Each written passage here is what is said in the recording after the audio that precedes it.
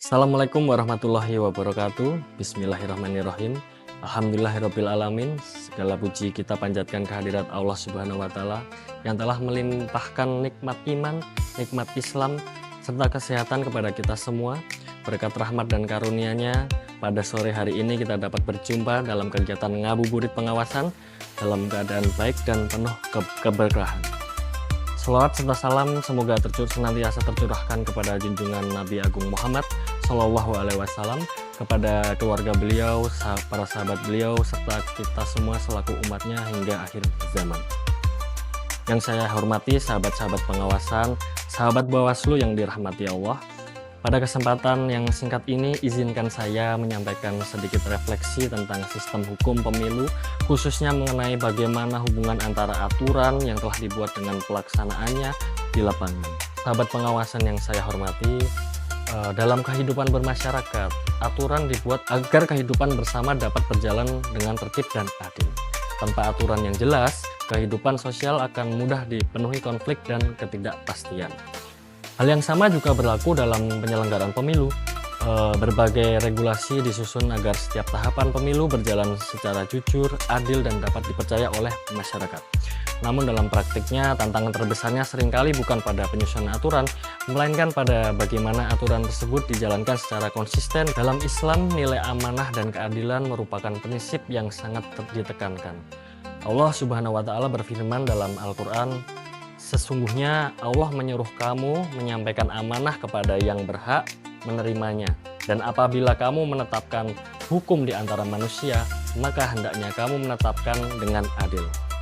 Surat An-Nisa ayat 58. Ayat ini mengingatkan kita bahwa setiap amanah yang diberikan kepada seseorang harus dijalankan dengan penuh tanggung jawab dan keadilan. Dalam sejarah Islam pun, ada sebuah kisah yang sangat terkenal tentang bagaimana keadilan harus ditegakkan tanpa memandang kedudukan seseorang. Pada suatu waktu, ada seseorang perempuan dari keluarga terpandang di Mekah yang melakukan pelanggaran hukum.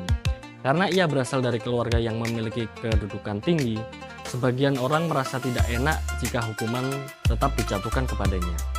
Akhirnya, mereka mencoba mencari jalan agar hukuman tersebut bisa diringankan. Mereka berharap ada seseorang yang bisa menyampaikan permohonan itu kepada Rasulullah. Namun ketika hal itu sampai kepada Rasulullah, beliau justru memberikan pelajaran yang sangat tegas kepada para sahabat. Beliau menjelaskan bahwa umat-umat sebelum mereka mengalami kehancuran karena menerapkan hukum secara tidak adil. Jika orang terpandang melakukan pelanggaran, mereka membiarkan, tapi jika orang lemah melakukan pelanggaran, mereka menegakkan hukum dengan sangat tegas. Kemudian Rasulullah SAW menegaskan dengan sebuah kalimat yang sangat terkenal. "Seandainya Fatimah binti Muhammad mencuri, niscaya aku sendiri yang akan menegakkan hukum kepadanya." Kalimat ini menunjukkan bahwa keadilan tidak boleh dipengaruhi oleh kedudukan, dekatan, ataupun kepentingan pribadi. Sahabat sekalian, nilai inilah yang seharusnya menjadi semangat dalam sistem hukum pemilu. Aturan yang telah dibuat dijalankan secara objektif, profesional, dan tidak memihak kepada siapapun. Disinilah peran pengawasan menjadi sangat penting. Pengawasan tidak hanya bertujuan memastikan tahapan berjalan sesuai aturan, tetapi juga menjaga agar proses demokrasi tetap berjalan dengan jujur dan adil. Tugas ini tentu tidak ringan. Di lapangan sering kali kita dihadapkan pada berbagai dinamika sosial maupun kepentingan politik yang berbeda-beda. Namun, selama amanah ini dijalankan dengan niat yang menjaga keadilan dan integritas, maka setiap langkah pengawasan yang kita lakukan insya Allah juga menjadi bagian dari ikhtiar menjaga kualitas demokrasi di negeri ini. Sahabat pengawasan yang saya hormati, dari refleksi singkat ini kita dapat mengambil pelajaran bahwa aturan yang baik harus diiringi dengan komitmen yang untuk menjalankannya secara adil dan amanah. Allah dan Rasulullah SAW mengajarkan kepada kita bahwa keadilan harus ditegakkan tanpa memandang siapa pelakunya.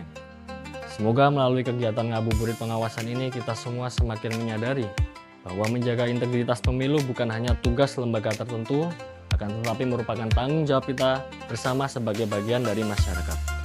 Akhir kata, apabila dalam penyampaian ini terdapat kekurangan dan kekhilafan, saya mohon maaf yang sebesar-besarnya. Wallahu muwaffiq ila aqwamit thoriq. Wassalamualaikum warahmatullahi wabarakatuh.